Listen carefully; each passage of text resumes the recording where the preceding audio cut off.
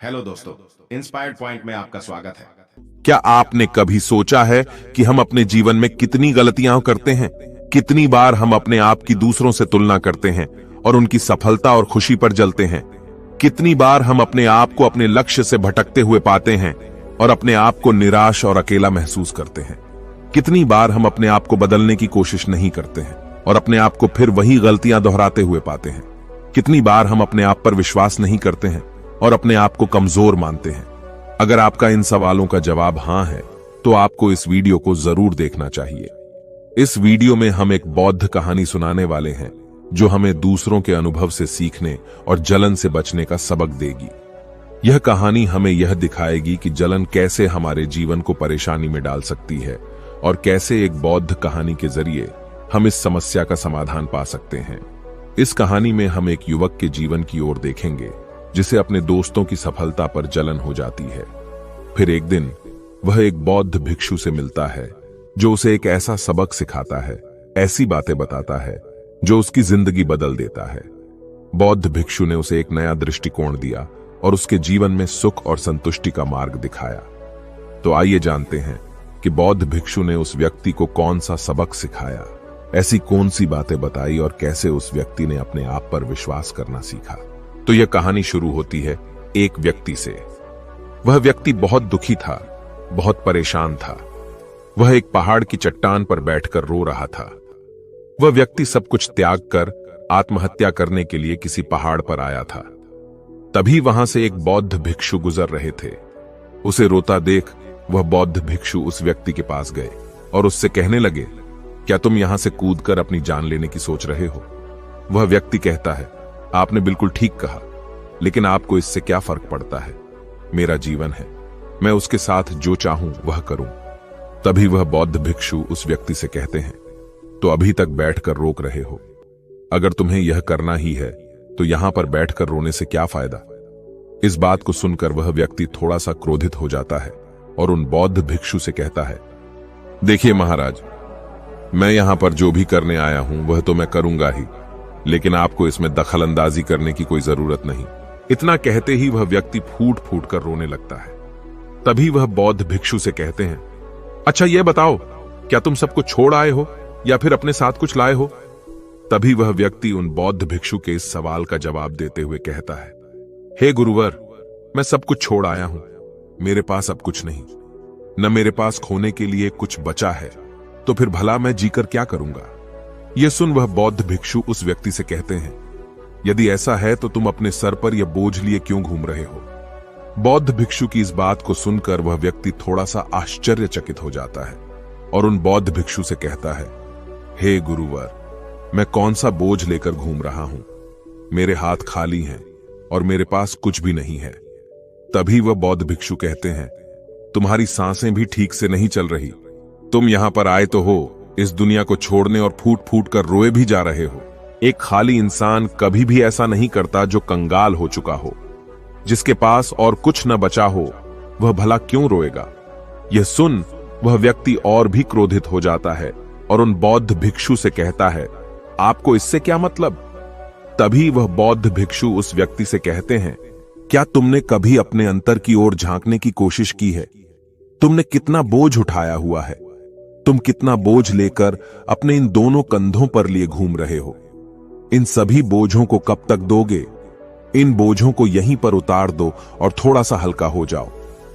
कब तक इन बोझों के तले दबे रहोगे? जैसे ही उस व्यक्ति ने उन बौद्ध भिक्षु के मुख से यह सारी बातें सुनी, वह तुरंत ही उनके चरणों में गिर पड़ा और उनसे हाथ जोड़कर कहने लगा, हे गुरुवर, अभी तक मुझे कोई समझ नहीं पाया। यहां से कई लोग आए और गुजर गए, लेकिन किसी ने भी मुझसे यह सब नहीं कहा। आपने तो मेरे मन की बात पढ़ ली, यहां तक कि मेरे घर वाले तक मुझे नहीं समझ पाए, लेकिन आपने एक बार में ही मुझे पूरी तरह से पढ़ लिया। आगे वह व्यक्ति उन बौद्ध भिक्षु से कहता है, क्या आप मेरी इस समस्या का समाधान कर सकते हैं? वह बौद्ध भिक्षु कहते हैं, कहां है समस्या? वह व्यक्ति कहता है कि मेरे घर पर है, आप मेरे साथ चलिए। वह बौद्ध भिक्षु उस व्यक्ति से कहते हैं, नहीं, समस्या तुम्हारे घर पर नहीं है। वह व्यक्ति कहता है, नहीं नहीं गुरुवर, समस्या मेरे घर पर ही है, आप एक बार मेरे साथ चलकर तो देखिए। वह बौद्ध भिक्षु उस व्यक्ति को समझाते हुए कहते हैं, समस्या तुम्हारे घर पर नहीं बल्कि तुम्हारे भीतर है। क्या तुमने कभी अपने भीतर झांकने की कोशिश की है? सारी समस्याएं तुम्हारे भीतर हैं। जब तक तुम उनका समाधान नहीं करोगे तब तक तुम्हें हर जगह हर समय केवल समस्याएं ही नजर आएंगी। और यदि समस्या घर पर है तो तुम इस पहाड़ पर क्या कर रहे हो? तुम तो कह रहे थे कि तुमने पीछे सबको छोड़ दिया है, अपना घर, अपना परिवार, अपने सगे संबंधी। और यदि तुमने यह सारी चीजें छोड़ ही दी हैं तो तुम्हारी समस्या भी वहीं पर छूट गई। फिर तुम भला इतने परेशान क्यों हो? उन बौद्ध भिक्षु के मुख से यह सारी बातें सुनकर व्यक्ति कहता है, हे गुरुवर, आप सही कहते हैं। मैं आपकी बातों को समझ पा रहा हूं। कमी तो मेरे अंदर है। मैं किसी काम का नहीं हूं। मैं जब भी कोई काम करने जाता हूं तो सब बिगाड़ देता हूं। मेरे यहां तो सारे काम गड़बड़ हो जाते हैं। मैंने आज तक कोई काम ढंग का नहीं किया। मेरी तो किस्मत ही खराब है। उस व्यक्ति के मुख से ये सारी बातें सुनकर बौद्ध भिक्षु मुस्कुराने लगे और उस व्यक्ति से कहा, अच्छा, तुम्हें लगता है कि तुम्हारी किस्मत खराब है, तो मुझे यह बताओ कि क्या खराबी है तुम्हारी किस्मत में। तभी वह व्यक्ति उन बौद्ध भिक्षु से कहता है, हे गुरुवर, मुझे व्यापार करना था और व्यापार करने के लिए धन चाहिए था। तो मैंने अपने परिवार से थोड़ा सा धन लिया और उसी धन से मैंने अच्छा सा व्यापार खड़ा किया। लेकिन मेरा व्यापार ज्यादा समय तक नहीं चल सका। शुरू में मेरे परिवार वालों ने मेरा पूरा साथ दिया और तब तक सब कुछ ठीक भी चल रहा था। लेकिन धीरे धीरे मुझे मेरे व्यापार में नुकसान होने लगा और यह सब देख मेरे परिवार वाले मुझसे नाराज हो गए और मुझसे दूर चले गए। मैं तो चाहता था कि मैं अच्छा व्यापार करूं, अच्छा धन कमाऊं, ताकि मैं अपने परिवार को संभाल सकूं, उन्हें वह हर सुख सुविधा दे सकूं जो वह चाहते हैं। मैं तो सब उन्हीं के लिए कर रहा था, लेकिन वह लोग मुझे समझ नहीं पाए और मुझे ही इसका जिम्मेदार ठहराते हैं। और मुझे भी यही लगता है कि मैंने गलत किया, क्योंकि मेरा भी एक मित्र है और उसने भी मेरे साथ में ही व्यापार शुरू किया था।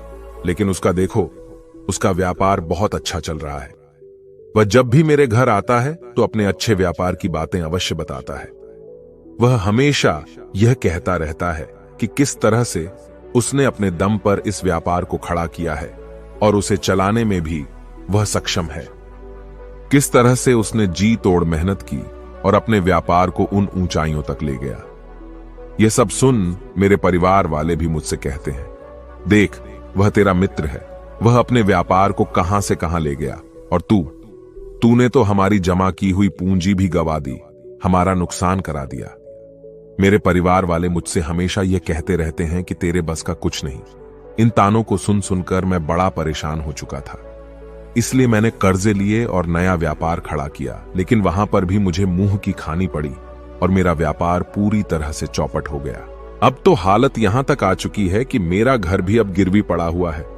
अब आप ही बताइए मैं क्या करूं? तभी वह बौद्ध भिक्षु उस व्यक्ति से कहते हैं, अच्छा, तुम्हें यह पता है कि तुम्हारा मित्र तुम्हारे पास क्यों आता था? तभी वह व्यक्ति कहता है, हां, मुझे अच्छी तरह से पता है। वह मुझे मेरे घर वालों के सामने नीचा दिखाने आता था, मेरी बुराई करने आता था। वह यह जताने आता था कि वह मुझसे व्यापार में कई गुना अच्छा है, श्रेष्ठ है। वह चाहता है कि मैं उसकी सफलता देखकर दुखी रहूं, तड़पता रहूं और परेशान रहूं। तभी वह बौद्ध भिक्षु उस व्यक्ति से कहते हैं, क्या तुम उसके व्यापार को देखकर सच में दुखी रहते थे? वह व्यक्ति कहता है, हां, इतना अच्छा उसने व्यापार खड़ा किया है और मेरा व्यापार चौपट हो गया, तो यह देखकर मुझे तो दुख होगा ही, मुझे तो जलन होगी ही। तभी वह बौद्ध भिक्षु उस व्यक्ति से कहते हैं, तुम्हें दुख किस बात का था? अपनी असफलता का या फिर अपने दोस्त की सफलता का? तभी वह व्यक्ति उन बौद्ध भिक्षुओं से कहता है, अपने असफल होने पर मुझे इतना पछतावा नहीं था, लेकिन वह इतना सफल हो चुका था कि उसे देखकर मेरे मन में जलन की भावना उत्पन्न होती थी और मैं यह देख देख कर दुखी रहता था, पछताता रहता था, तड़पता रहता था। तभी वह बौद्ध भिक्षु उस व्यक्ति से कहते हैं, इसका अर्थ यह हुआ, यदि तुम्हारा मित्र भी असफल हो जाए तो तुम्हें खुशी होगी। तो वह व्यक्ति कहता है, हां, मुझे बड़ी खुशी होगी अगर वह असफल हो जाए, उसका व्यापार चौपट हो जाए। यह सुन बौद्ध भिक्षु फिर से एक बार मुस्कुराने लगे और उस व्यक्ति से कहते हैं, इसका अर्थ तो यही हुआ कि तुम्हारी खुशी तुम्हारे मित्र पर निर्भर करती है। यदि वह चाहे तो तुम्हें खुश कर दे और यदि वह चाहे तो तुम्हें दुखी कर दे, क्योंकि तुम खुद से न तो खुश हो सकते हो और न ही दुखी। तुम तो अपने मित्र के गुलाम बनकर रह चुके हो। और अगर यही बात है तो तुम्हारी समस्या का कोई समाधान नहीं है, क्योंकि तुम्हारी खुशियां और तुम्हारी तकलीफें, दुख, ये सब दूसरों के व्यवहार पर निर्भर करती हैं। तुम्हारे कर्मों से तो तुम्हारा कुछ हुआ नहीं, न तो तुम अपने कर्मों से खुश हो सके और न ही दुखी। ये तुम्हारी समस्या का मैं कोई समाधान नहीं कर सकता। तभी वह व्यक्ति उन बौद्ध भिक्षु से कहता है, हे गुरुवर, ऐसा मत कहिए, मुझे आपसे बहुत आशा है, क्योंकि आप ही वह हैं जिसने मेरे अंदर की तकलीफों को पढ़ा है, उसे जाना है, उसे समझा है। आपसे मैं विनती करता हूं कि मेरी इस समस्या का समाधान मुझे बताइए। तभी वह बौद्ध भिक्षु उस व्यक्ति से कहते हैं, जब हम दूसरों से आशा बांध लेते हैं तब हम दूसरों पर पूरी तरह से निर्भर हो जाते हैं। अगर मैं तुम्हें कोई भी रास्ता न बताऊं, मैं तुम्हें तुम्हारी समस्या का समाधान न दूं, तो तुम इसी तरह से दुखी रहोगे, रोते रहोगे, बिलखते रहोगे। और अगर मैं तुम्हें कोई रास्ता बता दूं, मैं तुम्हें कोई समाधान बता ही दूं, तो हो सकता है कि तुम्हें कुछ मिल जाए। लेकिन एक बात याद रखना कि जो तुम्हारा मित्र तुम्हारे घर पर आता है, यह तुम्हें बताने के लिए कि किस तरह से उसने व्यापार में वृद्धि की, किस तरह से उसने कड़ी मेहनत की, जो तुम्हें दुखी करने आता है। लेकिन वह बात तो सच्ची ही कह रहा है कि किस तरह से उसने अपने जीवन में संघर्ष किया और उस मुकाम तक पहुंचा है। तो उसने अपने अनुभव की ही बात तुम्हें बताई। अब चाहो तो तुम उस अनुभव का इस्तेमाल कर सकते हो, या फिर उस अनुभव को तुम व्यर्थ ही जाने दे सकते हो और अपने मन में जलन जैसे भाव उत्पन्न कर सकते हो। समझदारी इसी में है कि जब वह तुम्हें अपने अनुभव के बारे बता रहा है कि किस तरह से उसने संघर्ष किया है अपने जीवन में, अपने व्यापार को उस ऊंचाइयों तक पहुंचाने के लिए, तो तुम अपनी बुद्धि का इस्तेमाल करो और उसके अनुभव के ज्ञान का इस्तेमाल करो। तुम्हें तो खुश होना चाहिए कि तुम्हें जो अनुभव चाहिए था वह तुम्हें बिना मांगे तुम्हारे मित्र से मिल रहा है, और इस पर तो तुम्हें अपने मित्र का आभार व्यक्त करना चाहिए, क्योंकि घर बैठे बैठे तुम्हें वह अनुभव प्राप्त हो रहा है जो तुम अपने जीवन से प्राप्त नहीं कर सके। इसलिए आगे बढ़ो, संघर्ष करो, उस अनुभव का इस्तेमाल करो और हार मत मानो, क्योंकि समय की एक खूबी है, वह चाहे कैसा भी हो वह बदल जरूर जाता है। इसलिए समय चाहे जैसा भी हो, अच्छा या बुरा, दोनों का गुजरना तय है। लेकिन सबसे जरूरी यहां पर समझने वाली बात यह है कि इन दोनों वक्त को देखने के लिए तुम्हारा जीवित रहना आवश्यक है, और जब तुम्हारा अच्छा वक्त शुरू होगा, तुम अपने संघर्ष से अपने व्यापार को खड़ा करोगे और अपने व्यापार को उन ऊंचाइयों तक ले जाओगे। तब वही तुम्हारे मित्र अपनी सफलताओं की नहीं बल्कि असफलताओं की गाथा गाएंगे, ताकि तुम उन्हीं की तरह कोई गलत निर्णय लो और तुम उन्हीं की तरह बर्बाद हो जाओ। तो यहां पर तुम्हें अपनी बुद्धि का इस्तेमाल करना होगा। तुम्हें उनकी बातों पर ध्यान न दे करके बल्कि अपनी बुद्धि का प्रयोग करना होगा, क्योंकि उस समय वह तुम्हें सुखी नहीं बल्कि दुखी करने आएंगे, क्योंकि उसे भी तुम्हें दुखी देखकर उतना ही मजा आएगा जितना कि तुम्हें उसे दुखी देखकर आएगा। यह सुन वह व्यक्ति उन बौद्ध भिक्षुओं से कहता है, हे गुरुवर, आप बिल्कुल ठीक कह रहे हो। मेरे जीवन को मैं नहीं चला रहा, बल्कि मेरे सगे संबंधी और मित्र चला रहे हैं, जो मेरे जीवन में सुख और दुख भरे जा रहे हैं। लेकिन मेरा यहां पर एक प्रश्न है। जब मैंने व्यापार खड़ा किया था तो मेरा उद्देश्य यही था कि मैं अपने परिवार को सुखी रख सकूं, उन्हें वह सुख सुविधाएं दे सकूं। तो क्या अपने परिवार के लिए सोचना गलत है? मैं तो अपने परिवार के लिए ही सब कुछ कर रहा था, लेकिन व्यापार में नुकसान होने के बाद वह परिवार भी मुझे छोड़ गया। इस पर बौद्ध भिक्षु मुस्कुराने लगे। तभी वह व्यक्ति कहता है, अब इसमें मुस्कुराने वाली बात क्या है? क्या मैंने कोई गलत प्रश्न पूछ लिया?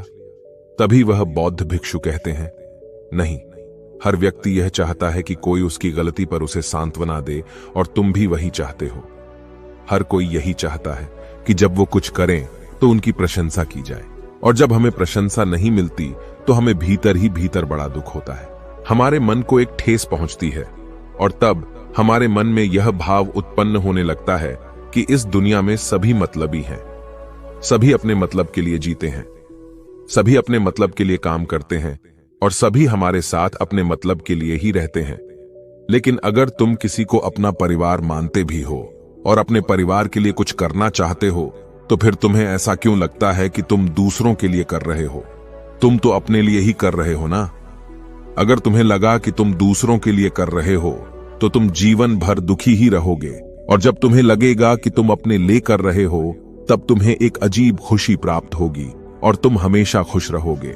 और जब तुम अपने कार्यों को बेहतर से और बेहतरीन करने में लगे रहोगे तो तुम्हें किसी की सांत्वना की भी कोई जरूरत नहीं पड़ेगी। तभी वह व्यक्ति उन बौद्ध भिक्षुओं से कहता है, हे गुरुवर, मुझे आपकी बात समझ में आ गई। अब तक मेरी किस्मत दूसरों के हाथों में थी। वो उसमें जैसे रंग चाहे सुख के या दुख के भर दिया करते थे, लेकिन अब से मैं अपनी किस्मत अपने हाथ में रखूंगा, और फिर चाहे ये अच्छी हो या खराब, मैं हार नहीं मानूंगा। आखिर में वह व्यक्ति उन बौद्ध भिक्षु से कहता है, हे गुरुवर, आपकी सारी बातें तो मैं समझ गया, लेकिन क्या आप मुझे कुछ दे सकते हैं जो मेरे जीवन के सबसे बुरे वक्त में मेरा साथ दे सके, मेरा साथ निभा सके? ये सुन बौद्ध भिक्षु उस व्यक्ति को एक छोटा सा बक्सा देते हैं और कहते हैं, ये मेरे बहुत करीब है और इसे तुम्हें अपने बहुत करीब ही रखना होगा। इसमें एक ऐसा राज है जो तुम्हें बड़े से बड़े दुखों से बाहर निकाल सकता है, बड़ी से बड़ी विपत्तियों से छुटकारा दिला सकता है, और इसे तुम सिर्फ तभी खोलना जब तुम्हें लगे कि अब कोई राह नहीं बची है, जब तुम्हें यह लगने लगे कि सब कुछ व्यर्थ है, मैंने जो बातें कही हैं वह भी व्यर्थ है, यह दुनिया भी व्यर्थ है, यहां रहना भी व्यर्थ है। इतना कहकर वह बौद्ध भिक्षु उस बक्से को उस व्यक्ति को थमा देते हैं और फिर वहां से चले जाते हैं। वह व्यक्ति उस बक्से को लेकर वापस अपने घर आता है और फिर एक नया कारोबार शुरू करता है। अब की बार वह कारोबार में हार नहीं मानता और उसका कारोबार बहुत अच्छा चल पड़ता है। उसका कारोबार चलने के कारण अब उसका परिवार भी उसके साथ आ चुका था। उसके पास अब हर सुख सुविधाएं भी हो गई थी। अब वह न तो भूतकाल का रोना रोता था और न ही भविष्यकाल की चिंता करता था। वह तो केवल अपने वर्तमान को और ज्यादा बेहतर बनाने की कोशिश में लगा रहता था। लेकिन समय हमेशा बदलता रहता है। जिस तरह से बुरा समय हमेशा नहीं रहता, ठीक उसी प्रकार अच्छा समय भी हमेशा नहीं रहता। उस व्यक्ति के जीवन में एक बार फिर से अच्छा समय समाप्त हो चुका था। वह जिस राज्य में रहता था उस राज्य पर पड़ोसी राज्य ने चढ़ाई कर दी थी और पूरा राज्य तबाह कर दिया था। उसका व्यापार भी पूरी तरह से तबाह हो चुका था। वह परिवार के साथ दर दर की ठोकरें खाने लगा। उसे यहां से वहां भागना पड़ा, यहां तक कि उसके पास खाने पीने के लिए भी पैसे नहीं बचे थे। भूख से उसके माता पिता ने दम तोड़ दिया और वह अपनी पत्नी और छोटे भाई के दोनों बच्चों को लेकर इधर उधर भटकता रहा। वह दोनों बच्चे बीमार पड़ चुके थे और उसके पास उनके इलाज के लिए भी पैसे नहीं थे। तब उसे एहसास होने लगा कि यह सब व्यर्थ है। उसका यह जीवन जीना भी व्यर्थ है, यह पूरा संसार व्यर्थ है, और जो कुछ भी बातें उन भिक्षु ने मुझसे कही थीं, वह सभी बातें भी व्यर्थ हैं। आज मेरे पास कुछ नहीं बचा, आज मेरे पास जीने का कोई मकसद नहीं बचा। उन भिक्षु ने जो कुछ भी कहा था उन सब बातों का आज कोई मतलब नहीं रह गया। अंततः जीवन को तो समाप्त होना ही है, तो फिर जीवित रहकर भाग दौड़ करके अपने जीवन में वह ऊंचाइयां हासिल करना, सफलताएं हासिल करना, यह सब किस काम का? मेरा जीना भी अब मुझे व्यर्थ ही लग रहा है। अगर मैंने उसी समय हिम्मत करके इस जीवन को और अपने शरीर को त्याग दिया होता तो शायद आज मुझे यह सब नहीं देखना पड़ता। वह पूरी तरह से निराश हो चुका था, अंदर से पूरी तरह से टूट चुका था। वह यह सब सोच ही रहा था कि तभी उसकी नजर उस बक्से पर पड़ी जो उसे उन बौद्ध भिक्षुओं ने दिया था। उस बक्से में एक पर्ची थी जिस पर यह लिखा था कि आपकी नई जिंदगी की शुरुआत कहीं से भी हो सकती है। आपके पास सोने का सिक्का हो ना हो, लेकिन आपके पास वह हिम्मत तो है, तो कुछ ना कुछ अवश्य ही कर लेंगे। उस पर्ची को पढ़ने के बाद उस व्यक्ति के मन में एक बार आशा की फिर से लहर दौड़ उठी और उसने फिर से वह हिम्मत बांध ली ताकि वह अपने जीवन में फिर से उन ऊंचाइयों को हासिल कर सके। यह एक प्रेरक कहानी है जो हमें यह सिखाती है कि जीवन में कभी भी हार नहीं माननी चाहिए, चाहे कितनी भी कठिन परिस्थिति क्यों ना आ जाए। जीवन में कई बार ऐसे मौके आते हैं जब हम निराश हो जाते हैं और हमें लगता है कि अब हमारे जीवन का कोई मकसद नहीं बचा है। लेकिन ऐसे समय में हमें यह याद रखना चाहिए कि जीवन में कभी भी सब कुछ खत्म नहीं होता, हमेशा एक नई शुरुआत की संभावना होती है। इस कहानी में व्यक्ति को अपने जीवन में कई तरह की चुनौतियों का सामना करना पड़ता है। वह कई बार असफल होता है और निराश हो जाता है, लेकिन वह अपने जीवन में फिर से ऊंचाइयों को हासिल करने के लिए हिम्मत नहीं हारता। यह कहानी हमें यह सिखाती है कि हमें कभी भी हार नहीं माननी चाहिए। चाहे कितनी भी कठिन परिस्थिति क्यों ना आ जाए, हमें अपनी हिम्मत को कभी नहीं खोना चाहिए। अगर हम हिम्मत नहीं हारते हैं तो हम अपने जीवन में कुछ भी हासिल कर सकते हैं। दोस्तों, आपने आज के इस वीडियो से क्या सीखा, वह मुझे आप कमेंट में बता सकते हैं। इसी के साथ में उम्मीद है कि आपको आज की वीडियो पसंद आई होगी, तो इस वीडियो को उस इंसान को शेयर करें जिससे यह कहानी सुनने की जरूरत है, और उसी के ठीक बाद चैनल को सब्सक्राइब करें। तो चलिए फिर मिलते हैं ऐसी एक और नई वीडियो में एक नए मैसेज के साथ। तब तक के लिए अपना ख्याल रखें। धन्यवाद और नमो बुद्धाय।